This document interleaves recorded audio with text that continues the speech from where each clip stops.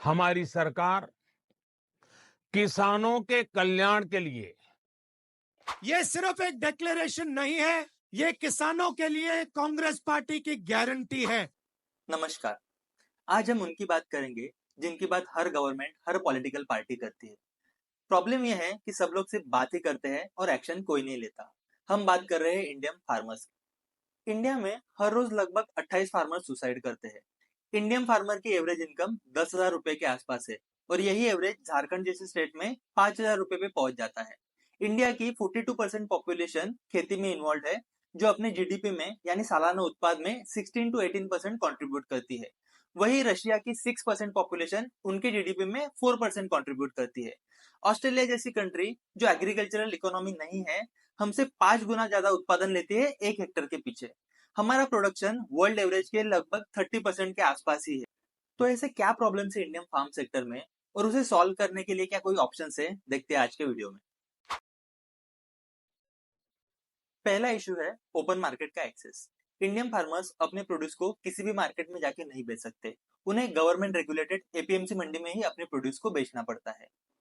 क्योंकि agricultural law change करने का अधिकार स्टेट गवर्नमेंट्स को भी है, महाराष्ट्र जैसे कुछ स्टेट्स ने ये लॉ चेंज कर दिया है और वहां के फार्मर्स अपने प्रोड्यूस को ओपन मार्केट में सेल कर सकते हैं। लेकिन ये स्टूपिड लॉ क्यों बनाया गया था? उसका रीजन है पुराने जमाने के जमींदार लोग। जमींदार से लिया हुआ सारा कर्जा कल ही चुका देना पड़ेगा बाप। कल ही? हाँ, नहीं तो अपनी जमीन नीलाम हो जाएगी। ये जमींदार छोटे किसानों को बड़े ब्याज दर पर लोन देते थे और जब भी उनकी फसल उगती थी, खेतों से उनकी फसल उठा लेते थे और उसके अगेंस्ट ब्याज को माफ कर देते थे। लेकिन प्रिंसिपल अमाउंट वैसे ही रहता था। धीरे धीरे ये रकम बढ़ती जाती थी और फिर ये जमींदार उनकी लैंड हथिया लेते थे। उनसे प्रोटेक्ट करने के लिए गवर्नमेंट ने ये लॉ लाया और लगभग 7,000 एपीएमसी को फॉर्म किया गया। एपीएमसी में गवर्नमेंट और फार्मर दोनों के रिप्रेजेंटेटिव होते हैं। लाइसेंस ट्रेडर रखे जाते हैं जो फूड आइटम्स की ऑक्शन कराते हैं। लेकिन ये ट्रेडर्स आपस में मिले हुए रहते हैं और प्राइस को पहले से डिसाइड कर लेते हैं। तो ओपन मार्केट में फूड आइटम्स की प्राइस कितनी भी ज्यादा रहने दो, वो फार्मर से कम प्राइस में खरीदते हैं, जिसके वजह से फार्मर्स को अच्छी प्राइस नहीं मिल पाती है। ये एपीएमसी दूर होने के कारण ट्रांसपोर्टेशन कॉस्ट भी छोटे किसानों को महंगा पड़ जाता है, जिससे उनके प्रॉफिट मार्जिन और कम होते जाते हैं। गवर्नमेंट 24 एसेंशियल आइटम्स के लिए एमएसपी यानी मिनिमम सपोर्ट प्राइस डिक्लेयर करती है। इसमें ग्रेन्स, कॉटन, ऑयल सीड्स ऐसे आइटम आते हैं। एमएसपी का मतलब होता है कि आप किसानों से इस प्राइस के नीचे उन आइटम्स को नहीं खरीद सकते। लेकिन जैसे मैंने कहा, एपीएमसी के लाइसेंस ट्रेडर आपस में मिल जाते हैं और ओपन मार्केट में इन आइटम्स की प्राइस कितनी भी ज्यादा रहने दो, किसानों को एमएसपी के आसपास की ही प्राइस देते हैं। इसकी वजह से किसानों के प्रॉफिट मार्जिन कम होते हैं। इसके अलावा गवर्नमेंट ने व्हीट और राइस इन दो आइटम्स को गारंटी दी हुई है। ये गारंटी महाराष्ट्र में शुगर केन के लिए भी है। गारंटी का मतलब होता है कि अगर फार्मर्स इन आइटम को एपीएमसी में नहीं बेच पाए तो गवर्नमेंट इन आइटम्स को खरीदती है और फार्मर्स को एमएसपी देती है। इसके वजह से बहुत सारे फार्मर्स सिर्फ व्हीट और राइस को प्रोड्यूस कर रहे हैं। व्हीट और राइस जैसे ग्रेन्स लो यील्डिंग क्रॉप रहते हैं, यानी ये कम रेवेन्यू देते हैं। ये ग्रेन्स सालाना 1 हेक्टर के पीछे 40 से 50,000 तक का रेवेन्यू देते हैं।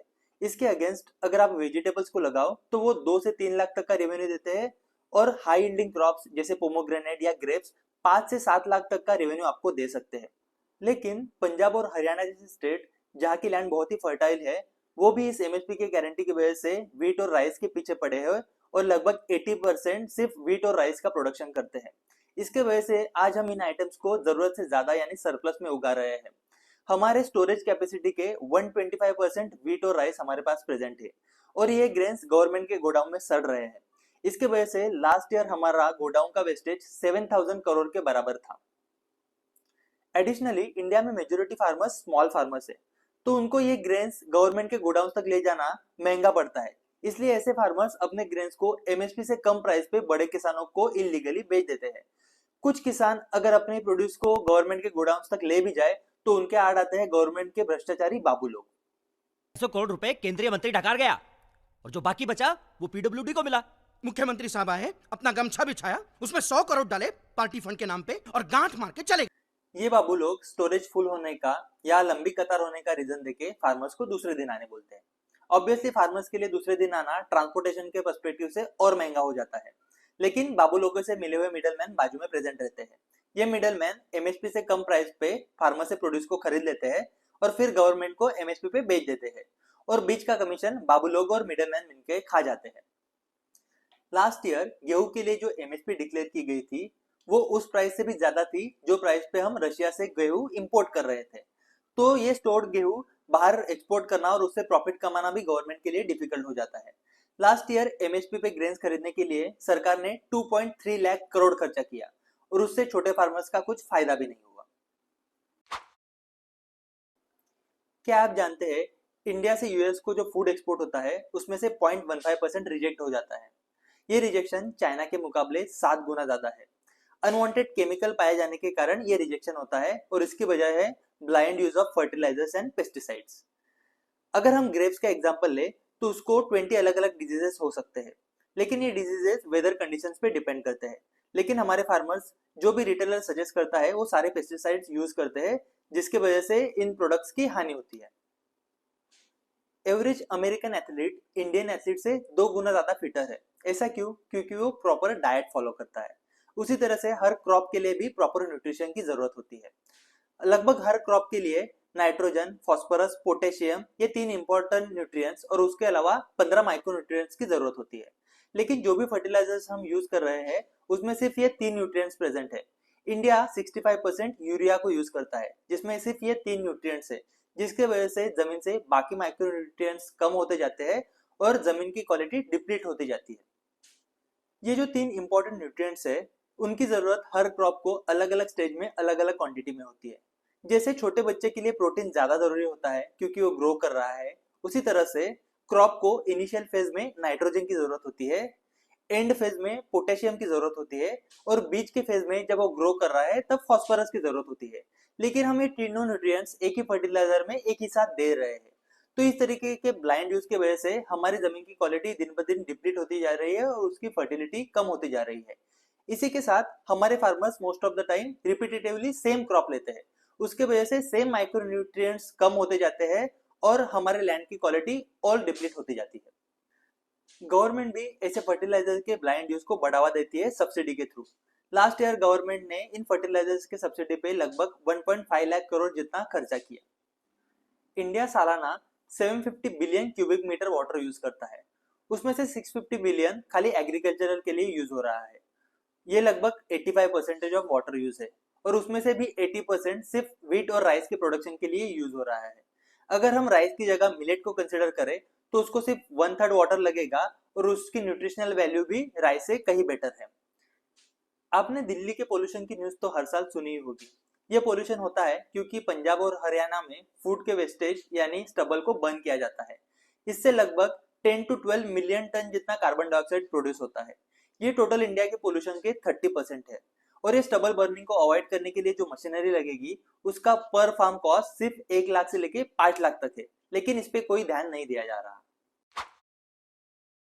इंडिया का 70% ऑफ फ्रेश वाटर रिवर के थ्रू ओशन में चला जाता है। उन्हें स्टोर करने के लिए डैम्स हमारे पास अवेलेबल नहीं है। कई हाई कोर्ट्स ने डिमांड करने के बाद भी स्टेट गवर्नमेंट्स ने कोई एक्शन नहीं लिए और डैम्स बनाने पे कोई काम नहीं किया गया। इसके अलावा कोल्ड स्टोरेज की भी बहुत कमी है, उसके वजह से फ्रूट और वेजिटेबल जैसे पेरिशेबल आइटम्स फार्मर्स प्रोड्यूस नहीं कर पाते क्योंकि वो मार्केट में पहुंचने से पहले ही खराब हो जाते हैं। इसी के साथ इंडिया में रोड नेटवर्क की भी कमी है, जिसके वजह से फार्मर्स के लिए मार्केट दूर हो जाते हैं और उनकी ट्रांसपोर्टेशन कॉस्ट बढ़ती है और अगेन इसके वजह से फार्मर्स पेरिशेबल प्रोडक्ट्स प्रोड्यूस करना अवॉइड करते हैं। इंडिया में फार्मर्स के लिए लोन इजीली अवेलेबल नहीं है। इसके लिए उन्हें पर्सनल लोन लेना पड़ता है या फिर लोकल सोसाइटी से लोन लेना पड़ता है जिसके इंटरेस्ट रेट बहुत ज्यादा होते हैं। इसलिए फार्मर रिस्क लेना अवॉइड करते हैं और एमएसपी वाले प्रोडक्ट ही अपने फार्म में लगाते हैं। इसी के साथ इंडिया में 95% से ज्यादा फार्मर इंश्योर्ड नहीं है। ये एक विशेष साइकिल को जन्म देता है क्योंकि बैंक जब भी लोन देती है तब वो सिक्योरिटी देखती है। अगर फार्मर्स के पास इंश्योरेंस रहेगा तो बैंक को एटलीस्ट उतने अमाउंट की सिक्योरिटी रहेगी और बैंक इजीली लोन देगा और कम इंटरेस्ट रेट पे लोन देगा। बट इंश्योरेंस ना होने के कारण लोन्स मिलने में भी दिक्कत आती है। ये तो हुई प्रॉब्लम्स की बात। अब देखते हैं कि इस पे क्या सॉल्यूशंस हमारे पास अवेलेबल है। हमें फार्मर्स को अपने प्रोड्यूस ओपन मार्केट में यानी एपीएमसी के अलावा किसी भी प्राइवेट मार्केट में सेल करना अलाउ करना होगा। इससे उनकी एपीएमसी के मिडलमैन पे से डिपेंडेंसी हटेगी और एक्चुअल मार्केट में जो प्राइस चल रही है उसी के आसपास के प्राइस पे वो अपने आइटम्स को बेच पाएंगे। इसके अलावा नजदीक मार्केट मिलने के कारण उनका ट्रांसपोर्टेशन कॉस्ट भी कम होगा, जिनसे उनके प्रॉफिट मार्जिन बढ़ेंगे। इसी के साथ वो अपने प्रोड्यूस को डायरेक्टली आईटीसी, मारिको जैसे प्राइवेट प्लेयर्स को बेच पाएंगे, जिससे उनको ज्यादा प्रॉफिट्स मिलेंगे। हमें एमएसपी की गारंटी को हटाना होगा। इसके वजह से फार्मर्स एमएसपी वाले क्रॉप्स को छोड़ के उनके लैंड में जो सुटेबल क्रॉप्स है उनको लगाएंगे और उससे ज्यादा रेवेन्यू जनरेट कर पाएंगे। एमएसपी की वजह से हम व्हीट और राइस पे फोकस कर रहे हैं, जो हमारा बहुत ज्यादा वाटर वेस्ट कर रहा है। तो एमएसपी को हटा के हम अपना सबसे इंपॉर्टेंट रिसोर्स यानी वाटर को बचा पाएंगे। हमें कॉन्ट्रैक्ट फार्मिंग को इंट्रोड्यूस करना होगा। कॉन्ट्रैक्ट फार्मिंग के तहत कोई भी प्राइवेट प्लेयर फार्मर्स के साथ एग्रीमेंट करता है, जिसके तहत वो decided quantity of crop guaranteed price पे खरीदते हैं। इंडिया की एवरेज फार्म साइज 1.5 एकड़ जितनी छोटी है, जिसके वजह से हाई एंड टेक्नोलॉजी तो छोड़िए, ट्रैक्टर का यूज भी हमारे लिए इकोनॉमिकल नहीं रहता। अगर ये प्राइवेट प्लेयर्स इंट्रोड्यूस हो जाएंगे तो मल्टीपल फार्मर के साथ ये कॉन्ट्रैक्ट्स कर सकते हैं, जिसकी वजह से वो सेम टेक्नोलॉजी सारे फार्म्स में यूज कर पाएंगे, जो इकोनॉमिकल भी होगा। इन प्राइवेट प्लेयर्स के साथ एग्रीकल्चरल एक्सपर्ट भी आएंगे, जिसके वजह से खेती में साइंटिफिक मेथड यूज होगी और हमारा प्रोडक्शन भी बढ़ेगा। इसका सबसे अच्छा एग्जांपल आईटीसी की ई चौपाल स्कीम है। ये एग्जैक्टली कॉन्ट्रैक्ट फार्मिंग तो नहीं था, बट इस स्कीम की वजह से लगभग 10 स्टेट में 4 मिलियन फार्मर्स की लाइफ इंप्रूव हुई है।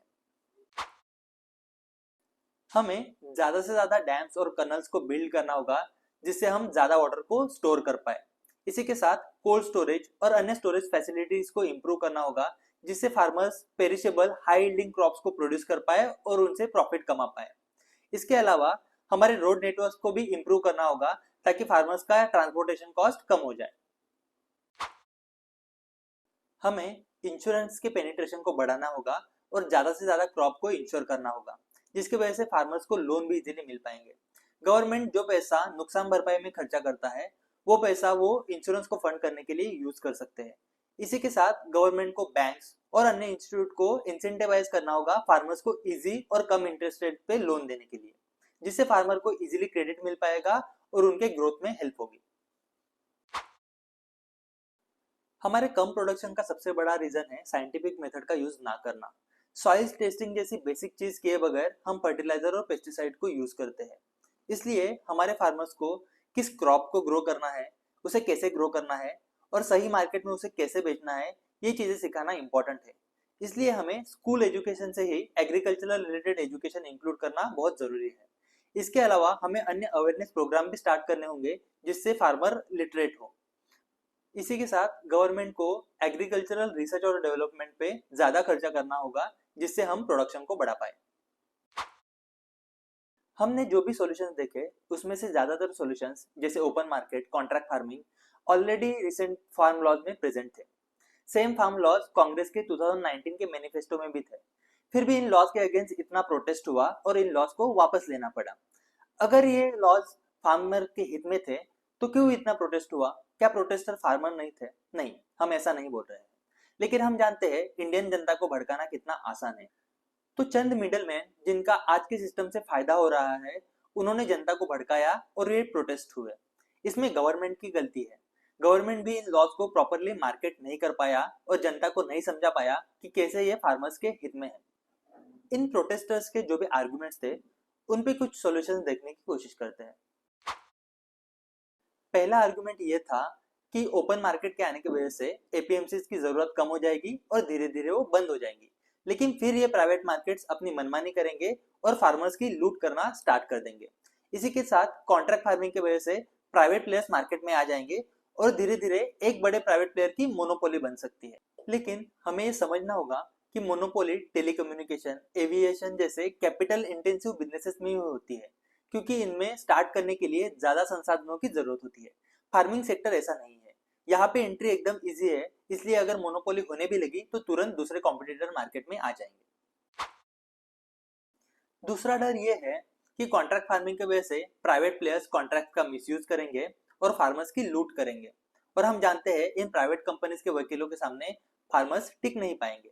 लेकिन इसे अवॉइड करने के लिए हम स्टैंडर्ड कॉन्ट्रैक्ट बना सकते हैं। स्टैंडर्ड कॉन्ट्रैक्ट मतलब हर क्रॉप के लिए कॉन्ट्रैक्ट का ढांचा बना हुआ रहेगा, जिसमें सिर्फ क्वांटिटी, क्वालिटी और प्राइस जैसे पैरामीटर डालने पड़ेंगे। इससे फार्मर्स को बेवकूफ नहीं बनाया जा सकता।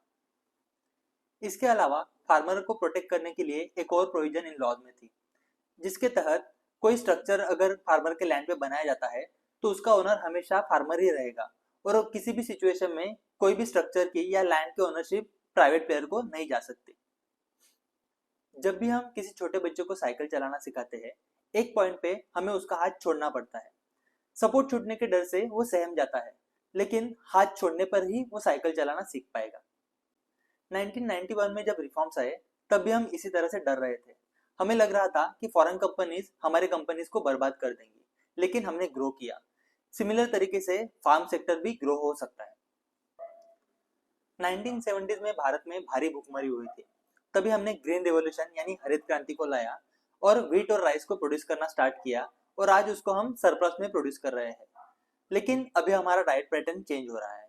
पिछले कुछ ईयर्स में हमारा ग्रेन कंजम्पशन 25% से कम हुआ है, मिल्क का कंजम्पशन 12% से बढ़ा है, फ्रेश फ्रूट का कंजम्पशन 42% और एग का कंजम्पशन 44% से बढ़ा है। तो अगर हमारा डाइट पैटर्न चेंज हो रहा है तो हमें अपने क्रॉप्स को भी चेंज करना पड़ेगा। इन रिफॉर्म्स के सपोर्ट में सबसे बड़ा आर्गुमेंट ये है कि हम डेमोक्रेसी है, कोई डिक्टेटरशिप नहीं है।